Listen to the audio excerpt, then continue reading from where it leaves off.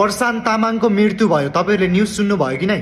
राति सुतेको मान्छे बिहान उठ्दा छैन, शरीर पुरै चिसो डङडङ्ती, हृदयघात भएर अटट्याक आएर। सायद राम्रो मान्छे कहिले पनि बाँच्दैनन् धेरै। हे भगवान्, स्वर्गमा बास होस्, हे पशुपतिनाथ स्वर्गमा बास होस्। यस्तो राम्रो मान्छेहरूको फेरि जन्म होस्, पुनः जन्म होस्, त्यही भन्न चाहन्छु। राम्रो मान्छे चाहिँ कोही पनि नबाँच्ने भयो क्या, कोही पनि नबाँच्ने भयो। नराम्रो मान्छे मात्रै मरेर फेरि बाँच्ने, मरेर फेरि बाँच्ने, मरेर फेरि बाँच्ने। मृत्युलाई जितेर बाँच्ने मात्रै भयो यहाँ नराम्रो मान्छे। राम्रो मान्छे त सजिलै मरे। स्वर्गमा बास होस् प्रशान्त तामाङ तिम्रो। यहाँ हाम्रो देशमा बाँच्ने भनेको नराम्रो मान्छे, नराम्रो काम गरेका, नराम्रो कर्तुत गरेका मान्छे मात्रै हो। राम्रो मान्छे त सदाको लागि छिटै नै छोडेर जाँदो रहेछन्। त्यो प्रशान्त तामाङ पहिलो व्यक्ति हुन् इन्डियन आइडल जित्ने। त्यो मुभी हेर्नु, कति राम्रो मुभीहरू बनाउनु भएको थियो। सायद त्यो मुभी हेरेर नरुने मान्छे कोही पनि छैनन् होला।